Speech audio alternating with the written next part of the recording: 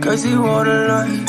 Yeah, life, I've been with me and back to the city. I've been going through some things, trying to get my mind right. Push the bucket to the lip, push that mission to the finish. Gotta get the full control, gotta get my mind right. Yeah, life, I've been with midnight through the city. I've been going through some things, trying to get my mind right. Push the bucket to the lip, push that mission to the finish. Gotta get the full control, gotta get my mind right. Yeah, flashing on these high beams, you won't stay beside me, even if I'm blinded. What's going on, everybody? How you doing out there, man? Voice is a little raspy. I know it's a little raspy. It's a Tuesday. Let me know if you guys can hear me in the comment section. You know, we've had a little bit of difficulty when it comes to the audio some of these times. I just want to make sure that everybody hears loud and clear. So just let me know in the comment section if we're good to go. Got some news here. Demetrius Adams says Gallup passes physical. He's all pup. He can play games 1 through 4. It was on NFL Network. Yeah, I also read some articles on that as well. So it's interesting to see how far along he is. You know, I appreciate you, Demetrius. Thank you for letting me know that you can hear me. Man, look, I am excited about today's show, man. It's not, I mean, I'm always excited to talk with people who want to talk Cowboys, who want to talk, you know, football in general. But when you get somebody who has been to the level that you want to be at, and they're able to share some insight with you, it's always great to have that. Always great to have that. Let's see, a little echo, but I can hear you. I wonder why. But yeah, guys, a lot has happened today. Today is known as Bloody Tuesday. I did a video earlier talking about some of the cuts that we had. But the roster right now leaves us with one quarterback. I don't even know if we have a kicker and a long snapper at this point. But we will go through that a little bit later. What's going on, Gina Thorne? How you doing out there? Before we get our special guest on, though, what I'd like to do is I can start a Q&A session before we get Mr. Dorsett on. So feel free to put any questions in the comments. And I'll get to it. And the only way that I'll really be able to see it is if it's on YouTube. So feel free on the YouTube side to come into the channel, you know, leave comments and all of that stuff, and we'll get to it. Man, some of the guys that got cut, that I was a little shocked at. I was a little shocked at the Malik Davis cut. I thought maybe we might possibly carry 4 running backs, but that's okay. I'm actually surprised that we have 6 cornerbacks on the roster. But I guess they're not really ready to give up on Kelvin Joseph and Sean Wright. They feel like they're not ready to give up on him as well. Offensive lineman, it appears that we have, let me see. We have 9 offensive linemen. So we have Tyler Smith, McGovern, Biotish, Martin, Steele, Tyron Smith, who's going to be on IR. We have Matt Farniak, Josh Ball, and Valetsko. So looks like we're going to go with the homegrown talent as far as offensive line goes.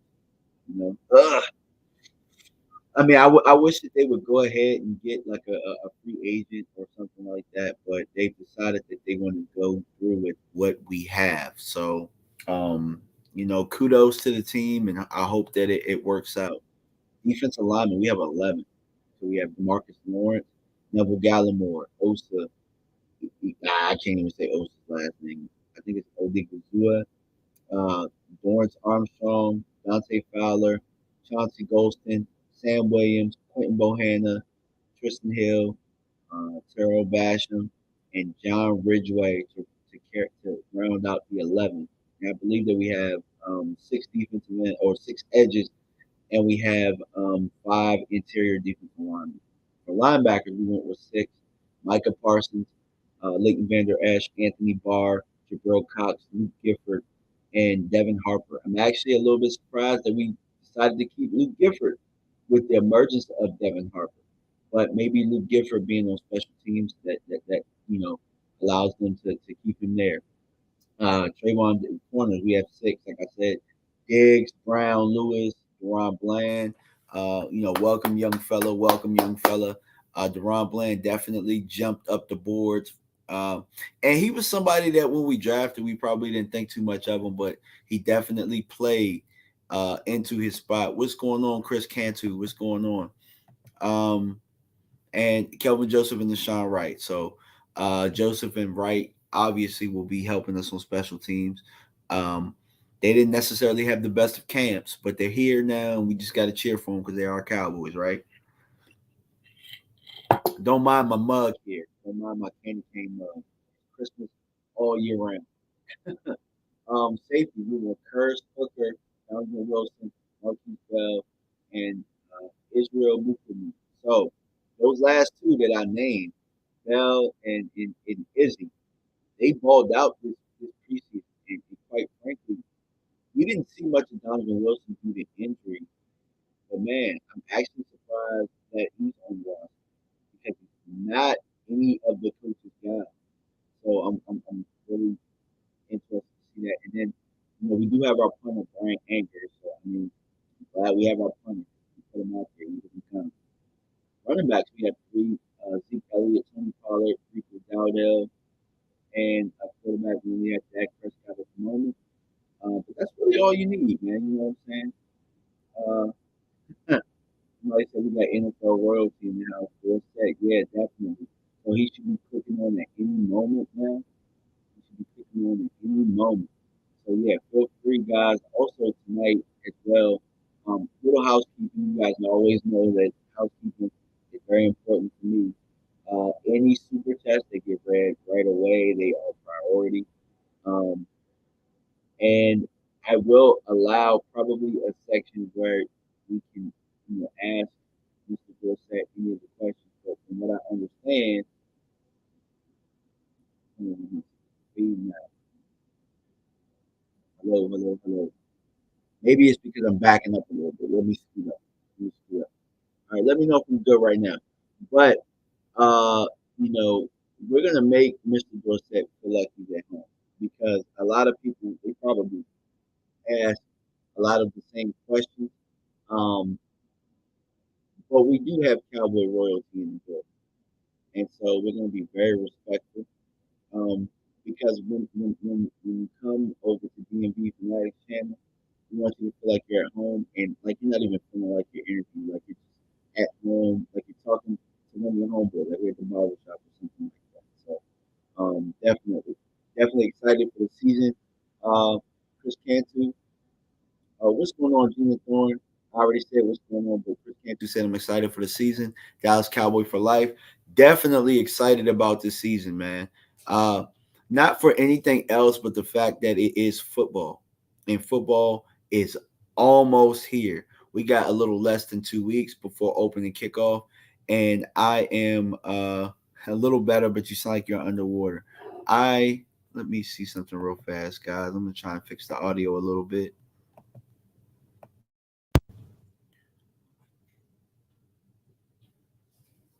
Hello, hello, hello. Guys, let me know about right now. With this new laptop, I'm having a little bit of trouble with connecting. And I do have my special guest in the green room. So we're good to go. All right. Got my special guest. So I'm going to click him in right now. What's going on, Mr. Dorsett? How are you doing today? I'm good, bro. How you doing today, man? Pretty good, man. It was good chatting with you a little bit earlier and talking to Dale. So for anybody that doesn't know, our connection is Dale. Dale has been on the show a couple of times. So how are you doing this evening though, man? I'm doing pretty good, man. Just sitting over here watching my kid eat some food right now and just chilling. Just got home not too long ago. It was a long day. Yeah, I understand that, man. I got three of them, man. And Dale told me that you love to talk Cowboys and you love to talk boxing. That sounds like it's right up my alley, man. Yeah, man. Of course, I grew up a Cowboy fan, and boxing was actually my dad's preferred sport for me to begin. To begin. Really? Yo, my dad used to tell me, leave that right there. My dad used to tell me all the time I had the bone. No, you can take your bowl, baby. Excuse me, I'm sorry. Yeah. My dad used to tell me all the time that I had the bone structure to be a boxer.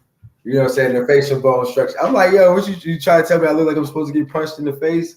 But my dad's first sports idol actually was Muhammad Ali.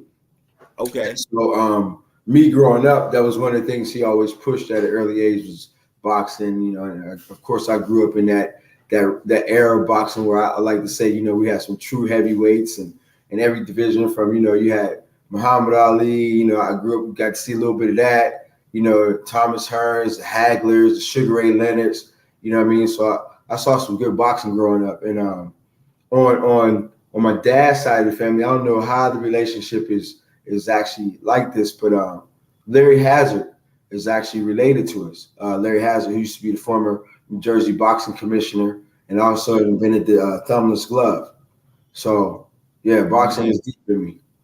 Yeah. And so from what I was reading, you grew up in Aliquippa? Yeah, small town outside of Pittsburgh. I split time between, you know, growing up, I lived a few places actually. I lived in Aliquippa, Pennsylvania.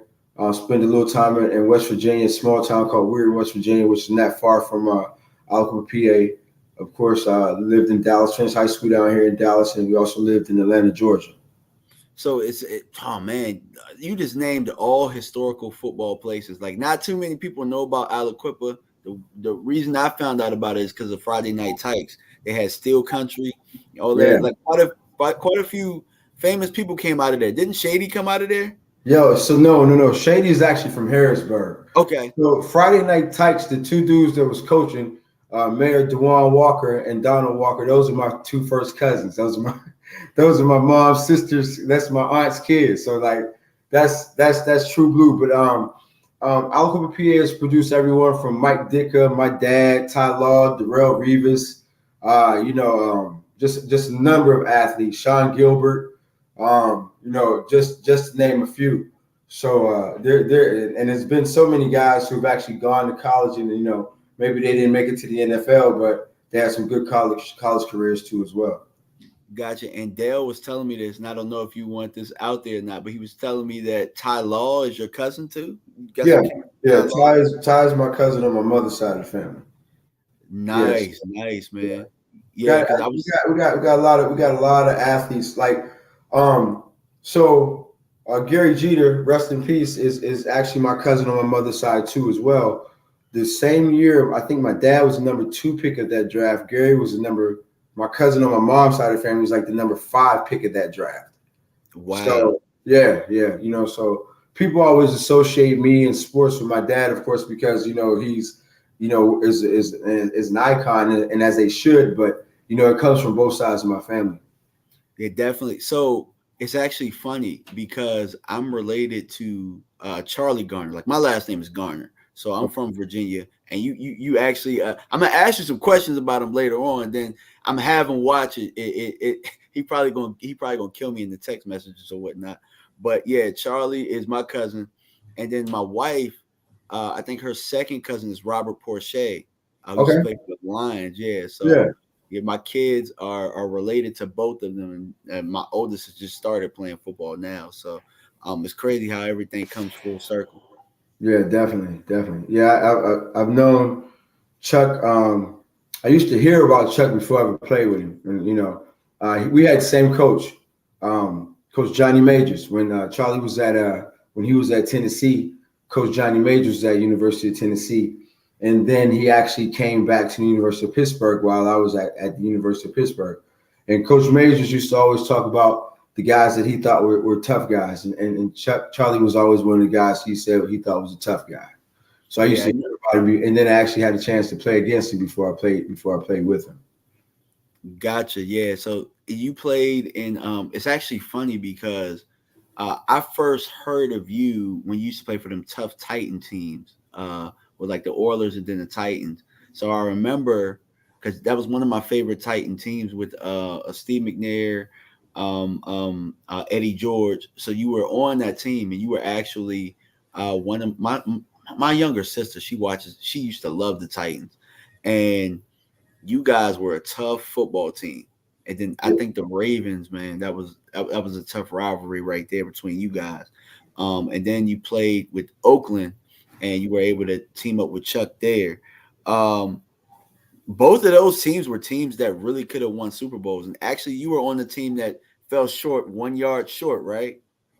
Yeah, man. Yeah, fortunately for me, I had in what you would call what I consider to be a pretty successful career outside of being able to last, and play 8 years. I had the opportunity to go to the playoffs and play in 2 Super Bowls as well.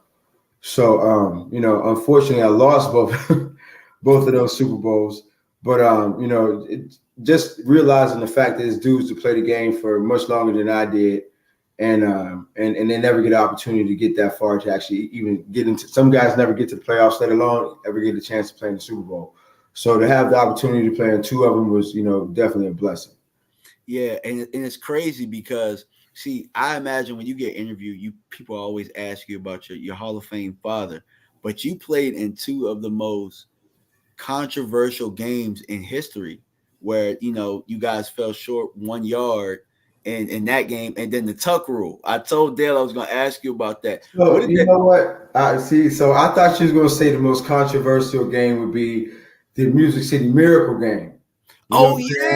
Yeah, played in 3 of them. Right. And of course, then the tuck rule game too as well. But yeah, that the Music City Miracle to me was one of them plays that is like, I think it kind of goes down almost like the tuck rule did. You know what I'm saying? When it comes down to it, you're looking at crazy innings to games or whatever the case may be. But yeah. Yeah, it was crazy. It's like, was the ball backwards? Was it not? I mean, either way, it should. I mean, it happened, and it was crazy. You could probably write just off those 3 events. You probably could write a book off of just off those 3 events, right? I'm telling you, boy, like seriously. But the tuck rule game is probably the one that hurt. Well, I'm not gonna lie. Yeah, of course, losing the Super Bowl it will go down as one of the toughest losses that you ever have, because like the duality of what's going on right now. You're experiencing the biggest loss of your career, and then the team was across the field right there having the biggest party they ever had in their lives. So to lose the Super Bowl, but would always be the toughest loss. But the tuck rule game, just the way that the whole thing went down. Yeah, it was a fumble, bro. It was a fumble. We all know it's crazy. Yeah, but it was, Mr. Davis had some things going on with the officials. Sometimes they say it was like one of them inside jobs. What I mean? But either way, I think like now, of course, in today's game, the call would hopefully be done right today. Yeah, there's 2 teams that are reffed horribly. The Cowboys and the Raiders. And you happen to be a fan of one of them, and you happen to play for one of them. So you just used to bad reffing your whole life, huh? Yo, man, it's either like you got to give a little bit to get a little bit. It's tough when you're a fan. You know what I mean? And I'm sure people who are out there who have never played the game that are fans as well, they understand exactly how I feel and what I'm going through. Yeah, exactly. So, like, I know that growing up you were a Cowboys fan. Like, are you still a Cowboys fan now that you're done playing? I got this love-hate for the Cowboys. Honestly, I'll always be a Cowboy fan. Like, I don't think that I will ever stop being one. I believe, like, initially that was probably like my first real NFL team.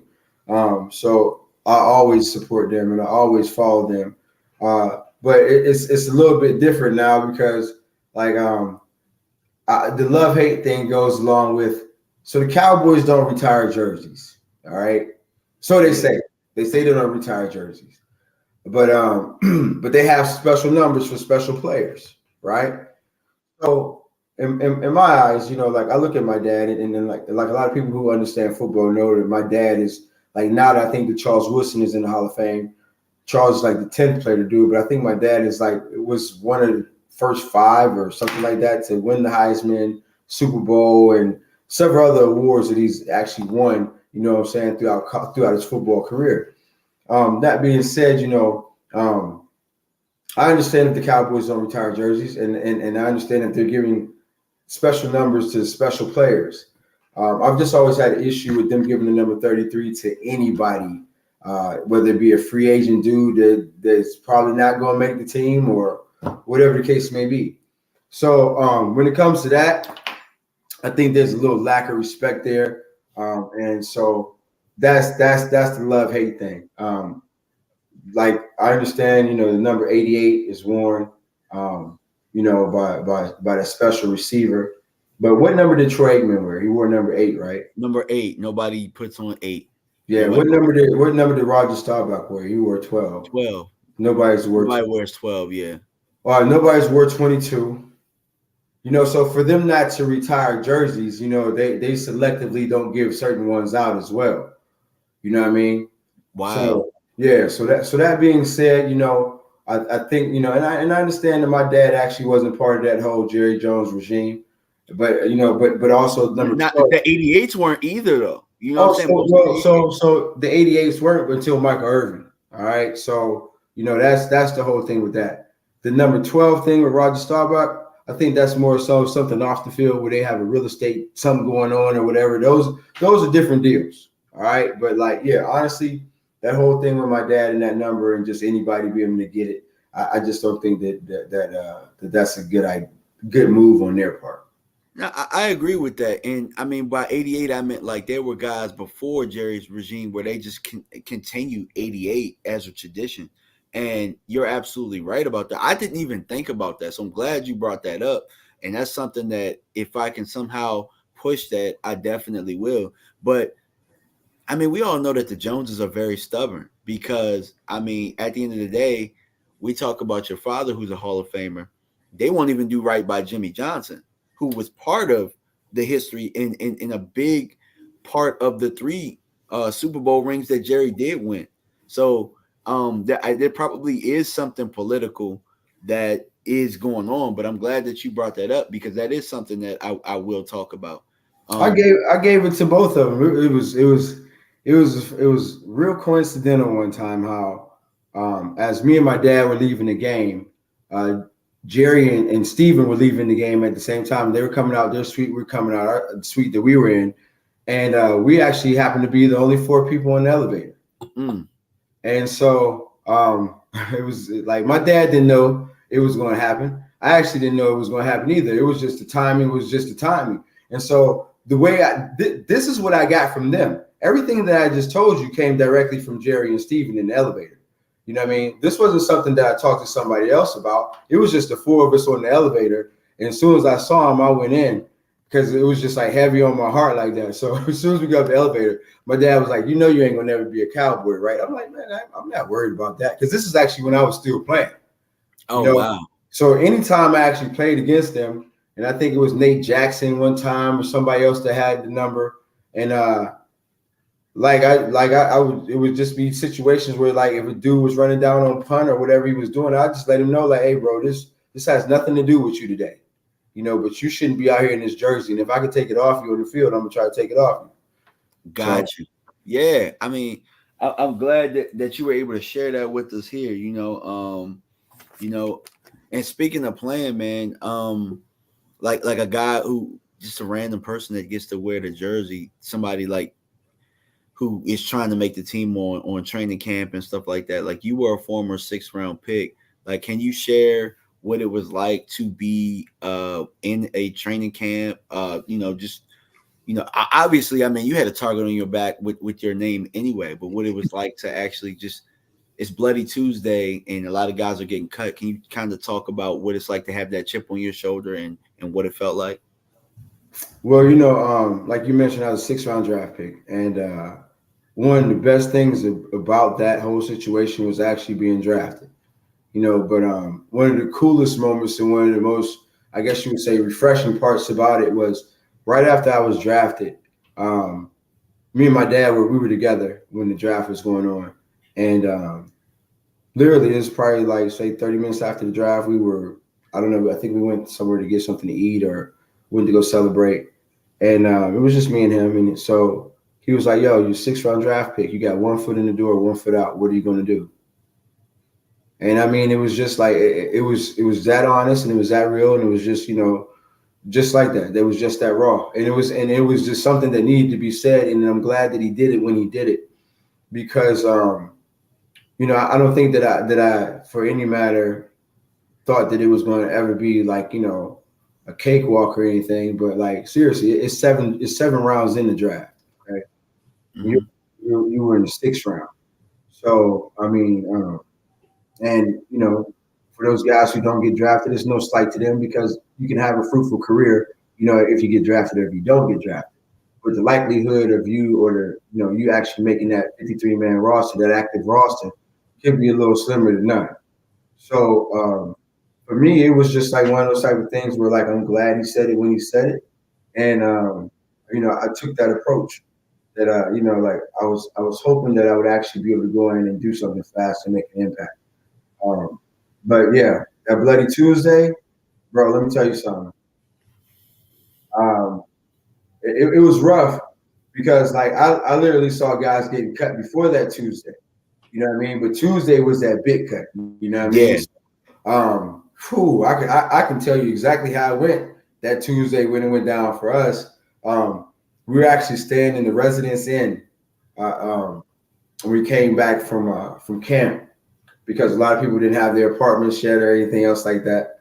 So we're rookies, and we caught the shuttle over there. All of us catch the little shuttle over there together. So say it's like 9 guys get on the shuttle together.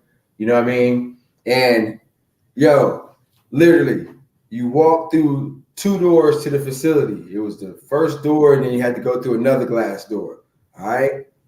Steve Watterson, the strength coach, was hiding around the corner, like when you came through one of the doors. So like you'll be coming in the door and say, me and you, we the first 2 dudes, and we chopping up, we talking, blah, blah, blah, blah, blah, and everybody talking, and it just get quiet all of a sudden. You ain't even see them dudes fall off. He didn't grab them like it's on a hush mission. Like, hey, just come on. And like you turned around and you seeing dudes going somewhere else. You're like, oh man, right? So you go to your locker. I'm sitting in the locker and I'm like just looking around because all these dudes who was like next to me all through training camp and like everything else, they're not in their lockers right now, right? So next time I see them, dudes is coming in there in tears. Some guys were maybe a little bit more prepared than other guys, but yeah, it was a tough day, and you make those friendships and you make those bonds real quick because you're going through that grind with each other, and then see some dudes who like literally feel like their whole dream, their lifelong dream, has been taken from them at that moment. Whoo, yeah, it's not and I'm laughing and I'm not. It's not a laugh like it's funny at all. It's that thing where you're like it's scary and you're thankful for the opportunity that like, hey man, like it could be me at any moment. You know what I mean? So yeah, so it's a dreaded day every year, and it doesn't matter if you're young or if you're old. They're gonna come get you one day. Definitely. And you talked about your dad having that conversation with you. Those are the type of conversations that my dad had with me growing up. And right now, like I'm coaching my young son for the first time. And, I'm still kind of, trying to find boundaries and stuff like that. Like, how was your dad with you growing up when you were playing? Like, was it something that you wanted to do or, he didn't want you to do, or like how did that go when you were growing up as far as your relationship? So football and our family is something that is just like well, first of all, Western Pennsylvania, about football. Football is a right to, I ain't gonna say a right to pass is there, but it's like a pride thing there. You know what I mean? Where it's looked at as how can I say it? Which it's definitely looked at as a way out for some people, but that community embraces those kids from the time they start in that program, and it's only one program. It's the Quips. You Aliquippa Quip from the time you start playing Pee Wee ball till you graduate from high school. There, if you go to Aliquippa High School, and so that in itself, it just that area. If you're around that. And you're used to seeing that, like you can't help but for that stuff to get into your blood, Yeah. But then at the same time, it actually being in my blood, from with my dad and with the family and everything else like that. There was never really a pressurized situation though. You know, my dad always told me that, you know, like, hey, he never pressured me to play ball. He always told me that he raised enough hell for me and my kids in football. So, you know, like if we didn't play, if I didn't play, it is what it is. But he was definitely one of those type of dads that if I was going to do it and he could help, he would try to help out. You know what I'm saying? So there was never any pressure. Pretty much he wanted me to follow, like, I guess the same path that he was on, that he took. We didn't play any contact sports until we were 12 years old. My dad actually, you know, and one of the things that we preach and that we both believe in, and you know, is first and foremost is burnout. You get your kids involved and you pressurize them, and you got them too, I guess you would say, too scheduled out or too regimented that like the game is not fun to them anymore. It actually becomes a duty or a task or like a job, you know. And then as well, you know, we just know about now with 2020 hindsight, and of course, you know, just being smarter people and know what's really out there, we know about the accumulation of hits and what they can actually do to your body as well as your brain. So fortunately for me, I didn't start playing tackle football until I was like 12 years old. Same thing like my dad. You know what I mean? And at that point where I started playing, you know, like I said, he was never the type of dude to pressure me, but in any way that he could help, he would help out. Gotcha. Yeah, man, that's interesting. Just hearing that, because I wouldn't let my son play last year until he was 11. But actually, my thing was, when you come to me, you want to play, I'll allow you to play. I played a little bit of college. You know, I had concussions and stuff like that, so I always said if he plays, I'm going to teach him the safest way possible. Because I didn't necessarily have the greatest coaches growing up, but I definitely agree with what you said as far as the 11, 12-year-old playing. I see so many kids out there getting burnt out. Kids right now are getting yelled at. It's such a business now, and it's not so pure, and it drives me nuts, you know. But I'm glad that you said what you did. I'm definitely going to push this to more parents, more youth, and all of that type of stuff. So are you working on anything now outside of football now that you're done? I know that you and Dale have partnered up a little bit. We want to talk about that. Oh yeah, well I've been involved in like in hemp since I guess you would say shortly after my father was diagnosed with CTE. Initially, it was like one of those situations where I think it was like 2015, I want to believe, or 2013, but either way, 2013 and 2015. And my dad was diagnosed with CTE. At that time, they basically had no idea of anything what could help out in any kind of way. The injury, or I would say the injuries, are pretty much irreversible at times. So from there, it was just basically trying to find a way that you can have a better quality of life. At that same time, the same year, my mother was also diagnosed with a rare form of lupus called lupus cerebritis, which is actually more so attacks the brain as well. So both of my parents were in this crazy situation. I'm the only I'm the only child from my mother and the only child from my mom and my dad. I have three sisters from my dad and his marriage, and stepmom, but the only child from both of them. And both of my parents in the same year going through fighting for their lives, so to say, in so many areas, in so many ways. So during that time, Dr. Sanjay Gupta was all over the news talking about medicinal marijuana and everything it could do for post-traumatic brain injuries and disorders and anything else like that. So one thing led to another. I started, of course, researching that stuff as much as possible, dug in deep. And during that time, there were actually people sending CBD to my dad's house. And like literally, we didn't know what it was. So it was more so just stockpiling, like in the corner of the kitchen or the cabinet. I asked my stepmother, can I start messing with it? From there, she was like, yeah, you know. So I just like literally, I started opening up bottles. You know what I mean? Start tasting stuff, seeing what it was, how it tasted, how it felt, how it, you know, smelled, whatever the case may be. And turned myself into the guinea pig more so than anything in the beginning. Reached out to a guy that I knew here in town that I felt like had some connections that went pretty far. He was able to introduce me to a farm and some people who are actually who are already doing it well in the industry, holistic health. They were out of Lansing, Michigan. And the relationship was just what I needed at the time. They allow me to be educated and help me to become educated, but then at the same time allow me to help with formulations, and understood that the relationship that I was bringing to them and how close I was to the whole situation that I had was a benefit for them to actually be able to help piggyback in anything that I was trying to do as well.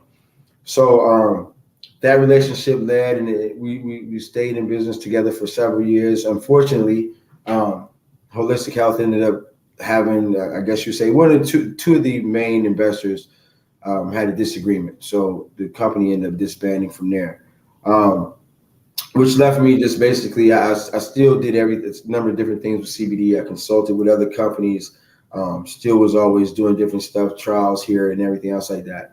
And then fortunately, like you mentioned, I recently partnered with Dale, who is Hemp for Pros, of course. And we're doing the whole thing now where I'm actually helping push that line, and we're actually coming together and formulate some products too as well. And hopefully here in the near future, you know what I'm saying, we're actually going to be doing some good things where people can actually like tap in and start using some more of our products and get more familiar with us as a brand all over the country. Gotcha. And right now I have on the bottom ticker, hempforpros.com.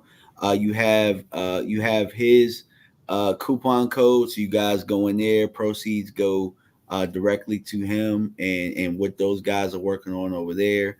I partnered with Hemp for Pros not too long ago with Dale as well. We talk a lot. I mean, I talk to Dale. When I talk to him, we talk for a long time, and we talk a lot of Cowboys stuff. So it's not just talking about the products, but I also feel like there's kind of a brotherhood there as well. So yeah, I mean, I try to tell people it's so many people out here who are not familiar with CBD and the benefits of it, and at the same time, they may not even be familiar with what they're dealing with until they actually start taking it. Yeah. It would benefit people in so many different ways. And like I try to tell people all the time, if there's something that you need and you're interested in trying, contact us, ask me a question, hit me up. You know what I mean? I can definitely help you out. If I can't, I'll find people who know more than I do that can. But I love the products. You know what I mean? I've been using CBD now since, like I said, since 2013, 2015, every day. I use something every single day, whether it be a tincture, gummy, lotion, topical, whatever it is, cream for my face. I'm actually like, I've had a consistent diet of CBD for a number of years. I was at a place for a long time where I was taking 2 to 3 Aleve pills a day because I was in so much pain, like my joints and everything else like that. And then, yeah, every day, bro. And then literally once I started taking CBD, shortly after that, like I don't have to take anything. I get up every morning and I'm thankful. I'm so thankful to God because I can get out of the bed and like, if I want to get out and go run and go just do anything, I can just get up and go do it. And having an 8-year-old kid, you know what I mean? That's big because he's all over the place. And I don't have to tell you being a parent. Yeah. But at the same time, like just not with the physical stuff, it also helps with your mood and a number of other things.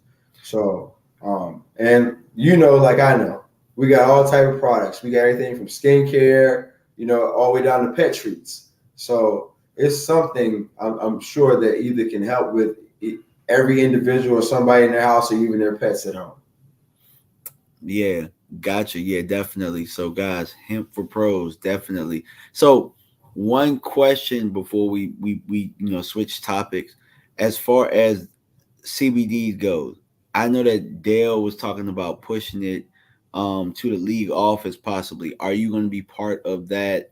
I guess that push to kind of help the league possibly make it, so that the players can use it while they're playing. Definitely. I mean, I don't understand why it has to be so much of a push at this point.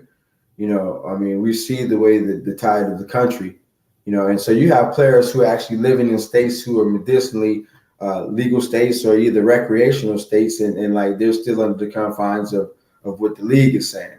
And we've already seen with baseball and other professional sports are doing too as well. So it's not a performance enhancing drug. I don't think that that's the case at all. I think that more so than anything, and as we get more educated and people see and understand how many players that we have actually had that were addicted to opiates and other type of pain meds, and we understand that we actually have an alternative, that is out there and people know that can actually help and benefit them. I don't think that the league should, and I'm hoping that the league will actually come around soon and change its mind and understand, and actually just conform to what's going on. Yeah, definitely. I totally agree, and I hope that everybody, I mean, I don't know. I don't know all of the people that watch this, but I hope somebody from the league office sees this and they are influenced by what we're talking about now. So I'm going to change topics real fast. We're going to switch and we're going to go back to Cowboys because most of the people in the comment section are Cowboys fans, and I'm pretty sure that you're following what's going on right now. How do you feel about where the Cowboys' total landscape is right now as far as a team? I've kept up. I'm not going to lie to you. I keep up more with the Titans and the Raiders, you know what I'm saying, because those and the University of Pittsburgh. But of course, with me being in Dallas, and you don't even have to live in Dallas to be fed the Cowboys 24/7. But I do keep up with mostly everything that's going on with the team. I think the team is in a good place right now on defense. I love what I'm seeing from Michael Parsons. I think that the growth from him from year 1 to year 2 is going to be tremendous, and then with DeMarcus Lawrence, if he could get back to form and, add some pressure too as well. Anytime you can add pressure up front like that, your defense is going to be in a better position. We saw what Diggs did last year, you know what I'm saying, as far as leading the league in interceptions and how many touchdowns he took back. But I think it's just going to be a better situation for them on defense because I think with them having the chance to play together this year after they got together last year and had that much success, I'm kind of concerned about, where the offense is going right now, to be honest with you. Okay. I'm I like Tony Pollard. I'm a fan of Zeke, but I like that backfield is kind of up in the air right now as far as are they going to go through? Which one are they going to actually go through?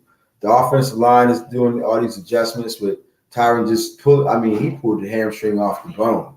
You know what I mean? Man, that's crazy. Right. Unfortunately, they just drafted the kid in the first round. I think he was supposed to play right tackle, but I guess they're just going to move him over now.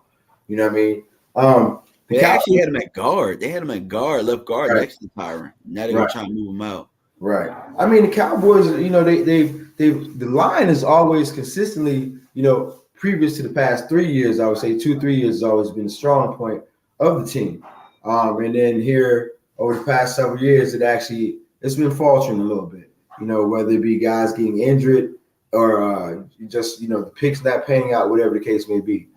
So I'm waiting to see what's going to happen. And Dak has to have a healthy year.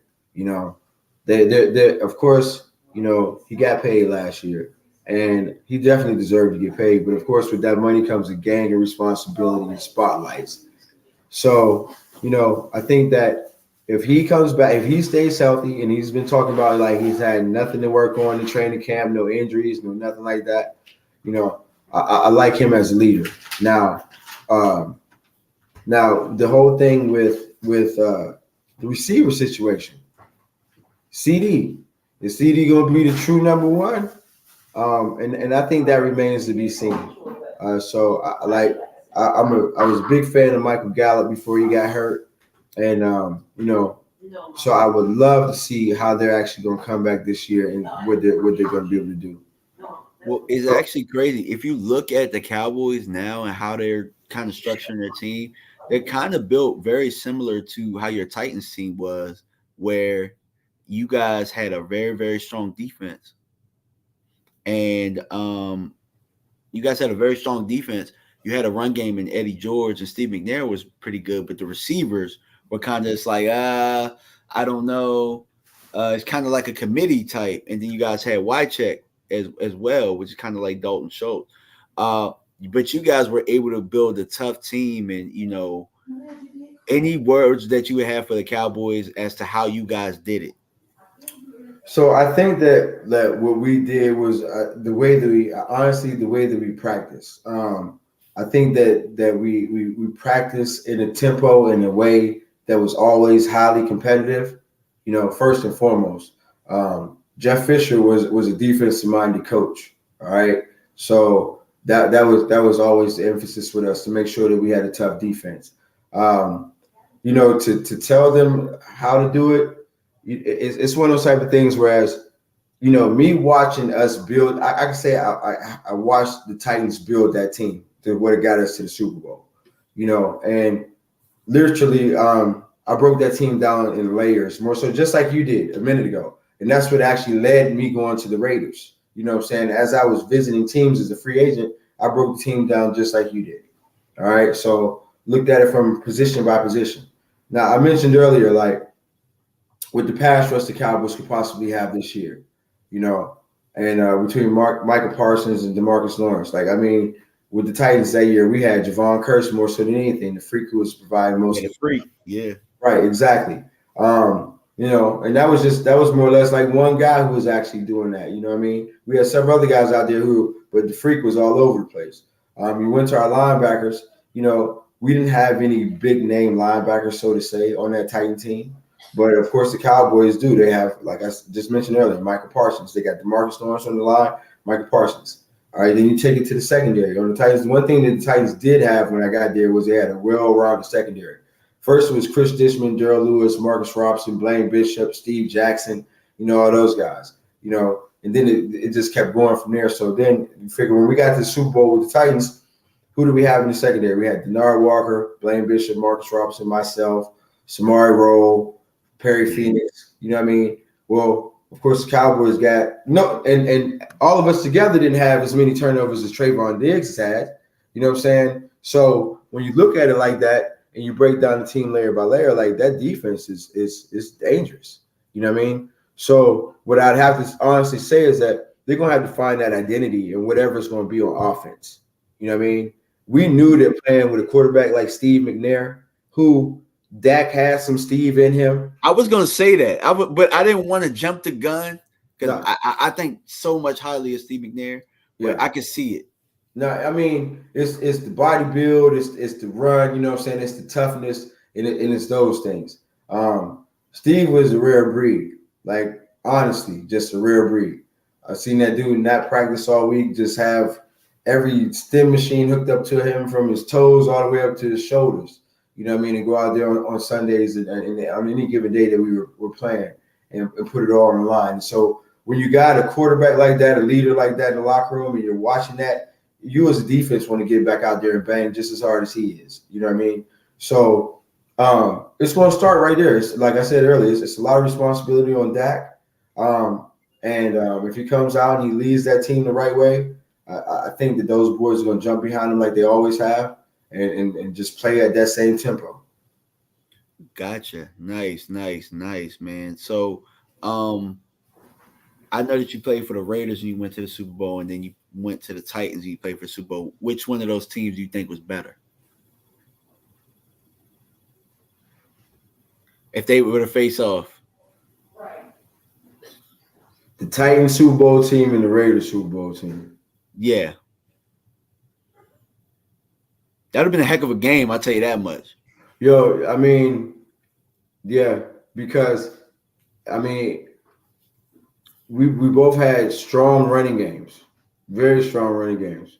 You know what I mean? I think if, and everybody says this all the time, like if we would have actually went into that game against the Rams in the Super Bowl running the ball in the first half, it would have been a totally different game. But what team? Whoa, man, that's a hard question, bro. Yeah, I know. Then I've actually never been asked that question before. Overall, talent-wise, the Raiders offensively, I think, probably had way more weapons. I mean, you had. I was going to say overall talent-wise, the Raiders had overall more talent. That year we went to the Super Bowl with the guys that were on the team. Mm-hmm. Just like, guy for guy.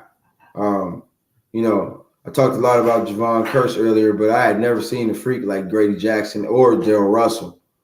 You know what I mean? Darrell Russell could when he wanted to ruin the game, he could just take over a game. You know what I mean? And then having the opportunity to play with Charles Woodson. I was going to say, yeah, that's one of my favorite DBs of all time.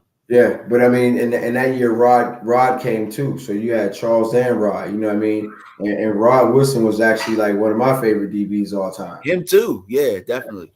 So I mean, when it came down to it, just talent for talent, yeah, the Raiders had a much more talented team. You know, but that I can't take anything away from that Titan team, like you said, man. That was a hard football team, bro.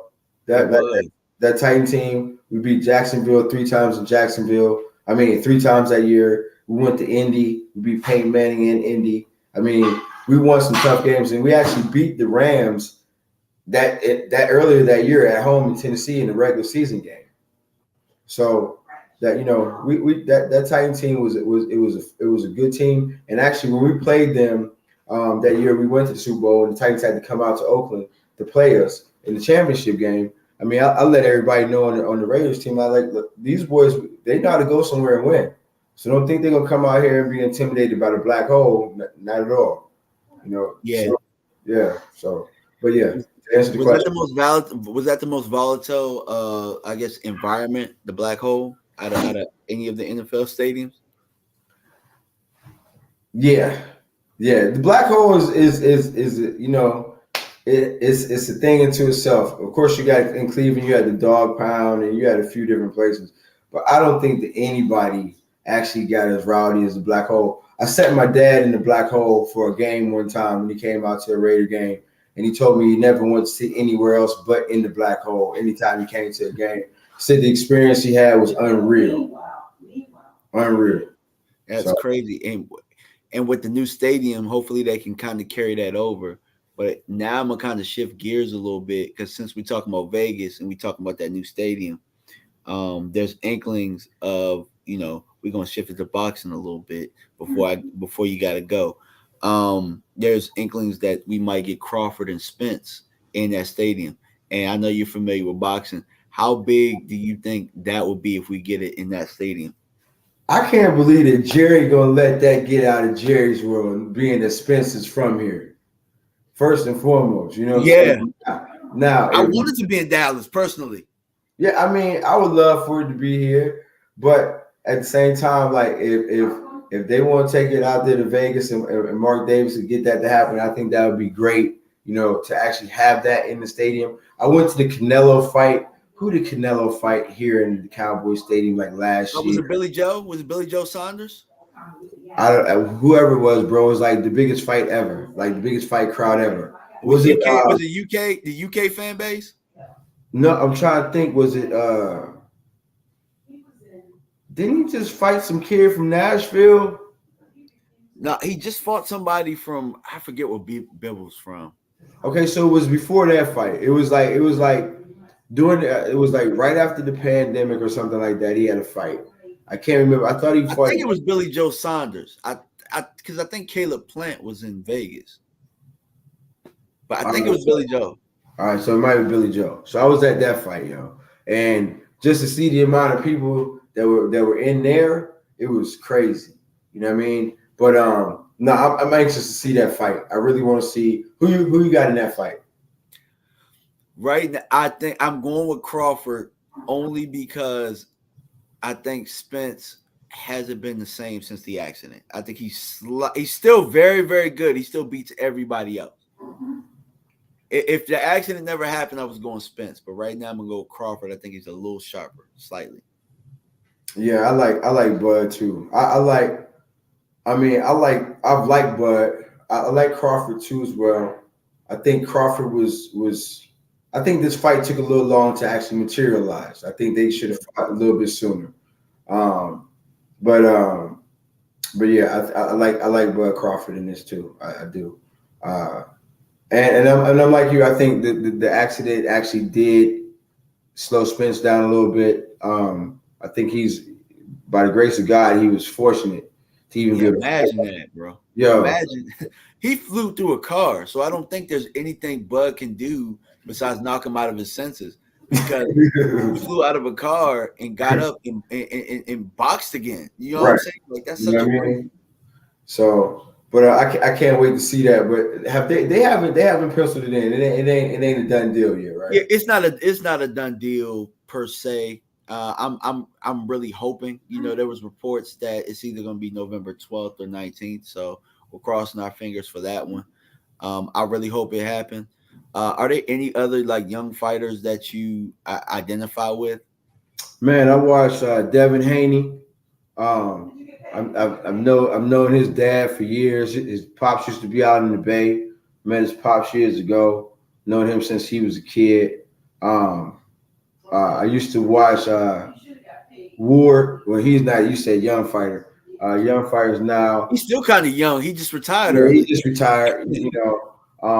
It's a couple young cats that's in Spence camp. What's the young brother's name? Frankie Jones or something like that. Frank Martin? Is it Frank Martin? I think he's in the same camp with Crawford. I've seen him fight a few times. He's pretty good.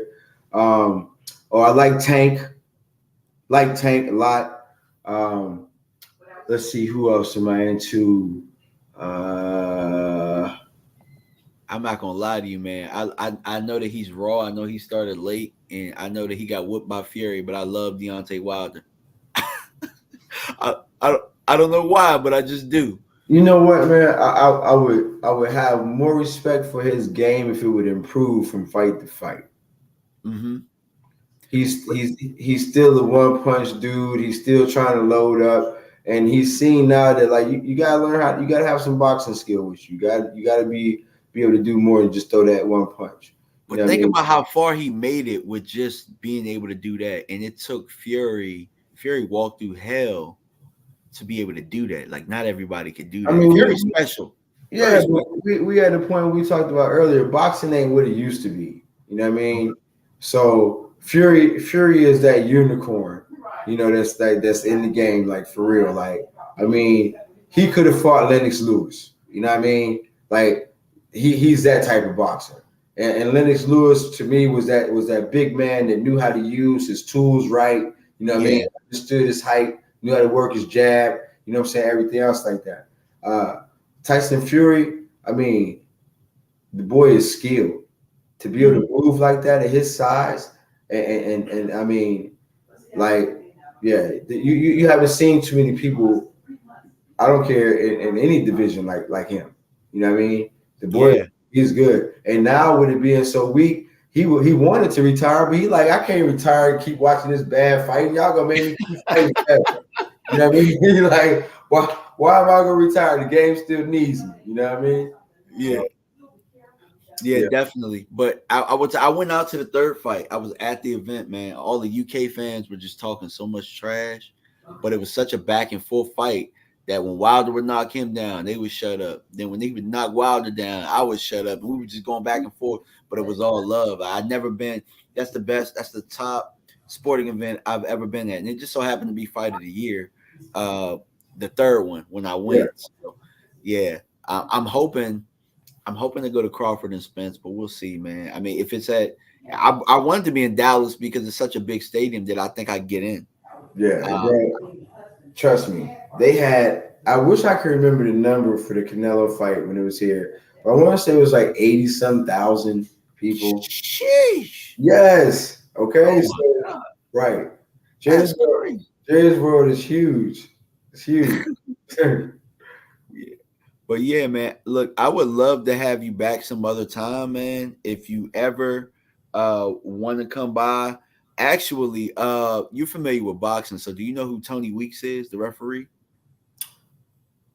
Not off the top. What fights did he do? You did any big fights? Or? Oh yeah, he's done some of the biggest fights. You remember Corrales and if I see his face, I'll probably know who he's the most recognizable boxing referee in history. He's the one with the light skinned ref with the part. What other fights did he do? He did Corrales and Castillo Corrales. I don't know if you remember that. I'm gonna tell you. I'm about to Google him right quick because I probably he did Maidana Floyd. He did I want to say he did one of the Manny Marquez fights. He did a whole bunch of historical fights. But I would love to get you guys on because his favorite. So he ended up being a Cowboys fan. His favorite player of all time is your dad. So I would love to connect you guys. Oh yeah, man, I know exactly what you're talking about. Yeah. Yeah. So your dad is his favorite all-time football player. I would love to get you guys to chop it up one of these days on one of my boxing roundtables, and we chat it up. That would be real cool, I think. Oh yeah, man. Just have me back on. And then too, you know, I don't know if Dale told you, but I'll let the cat out of the bag. We actually trying to formulate some cool different products. So when we get some things together, I like to be able to come on and talk about those too, and like try to pump them up for the people, see if anybody be interested in getting them. Oh, for sure, man. For sure, man. Look, I'm just gonna tell you, you got me more interested in it even more. You know what I mean? Like when I heard about it and you know some of the aches and pains and stuff that I have, I'm already on board with CBDs, like taking gummies and stuff like that. But now I want to try the lotions and all that type of stuff. So I have everything plugged here. And guys, in the comment section, if you guys want to try some of the products, go to the description tab. I have the link there as well. Yeah, definitely try something out, man. If there's nothing else, if you got something that's hurting you a little bit, we got some cool topicals that you can rub on. You know what I'm saying, for your knees or elbows, wherever you're hurting at. And just try some of the tinctures out. You'll be surprised how they make you feel. Definitely. So I want to read this one comment before I go because I wanted more of the fans to ask questions, but a lot of people didn't really ask. But my guy Fence Take, he covers the Dolphins. He said, "Yo, what's good? Happy belated birthday to me." You know, I didn't get on my channel yesterday because it was my birthday. So appreciate you, my guy. Salute. That's one of my ex-college teammates. And, you know, I appreciate you for stopping by. Thank you for stopping by. And we're going to get back to it soon. All right. Appreciate you. All right. Everybody, thank you for stopping by. I'm going to put the outro video up and then we're out. I can't feel the pain. I'm numb. All you say. Keep it real and stay 100 through the rain. Yeah. I can feel it, something missing from your face. Yeah. So keep it real and stay 100 in your veins. Put me in these boxes, still I'm trying to break away. I just roll it up and down some liquor for my pain. Thoughts inside my head, it's nightmares instead of some dreams. I've been trying to hold on to everything from the seams. Try to get it by any means. There's no accepting defeat with all this pressure that's on me. Trusting whenever I breathe, cause everything is on me. If everybody is down, I gotta pick up all the pieces. Yeah, I can't fall, cause I do it for my dog, so she can make it fall. Ain't worry about your comments, cause I believe in karma. Time for your bullshit or any petty drama. Yeah, chinks in my arm. And guys, I'm out. Thank you. Peace.